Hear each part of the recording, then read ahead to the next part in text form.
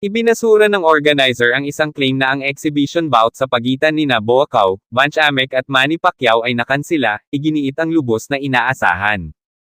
Ang Fresh Air Festival ay tumutugon sa isang post ni WBC Muay Thai World Champion Chad Collins, na nakatakdang ipagtanggol ang kanyang titulo laban kay Savas Michael sa undercard ng Boacau-Pacquiao matchup sa ika-20 ng Abril. Masamang balita mula sa katotohanan na sumali ako sa programa ng labanan sa pagitan ng Boacau at Pacquiao noong ika-20 ng Abril, ngunit ngayon ay nakatanggap ako ng kumpirmasyon na ang laban na ito ay hindi magpapatuloy, isinulat ni Collins sa Instagram mas maaga sa linggong ito. Kinansela rin ang laban ni Tenonchay Sichongpinong at Joe Ryan sa parehong undercard, ayon sa tweet ng may-ari ng Sichongpinong Boxing Camp na si Timothy Tamachiwa. Noong Biyernes, nagpost ang Fresh Air Festival ng isang anunsyo sa Facebook na tinatanggihan ang laban sa Boacau-Pacquiao na nakansela.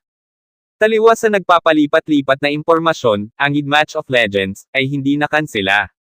Habang ang mga talakayan para sa petsa ng kaganapan ay nagpapatuloy, ang mga hindi tumpak na ulat ay sa kasamaang palad ay lumabas na nagmumungkahi ng pagkansela nito.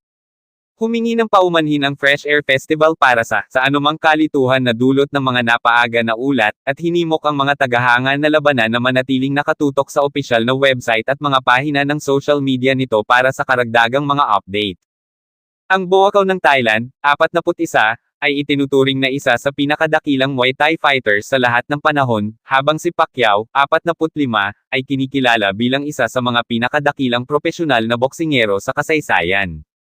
Ang Filipino ay ang tanging 8th Division World Champion sa kasaysayan ng boxing at nanalo ng 12 major world titles. Ang kanilang exhibition bout ay sinisingil bilang 6-round fight kasunod ng international boxing rules. Ang sagupaan sa pagitan ng dalawang alamat ng magkaibang disiplina sa pakikipaglaban ay nakakuha ng atensyon sa buong mundo, kung saan ang mga tagahanga ng Muay Thai at boxing ay sabik na makita kung sino ang nangunguna.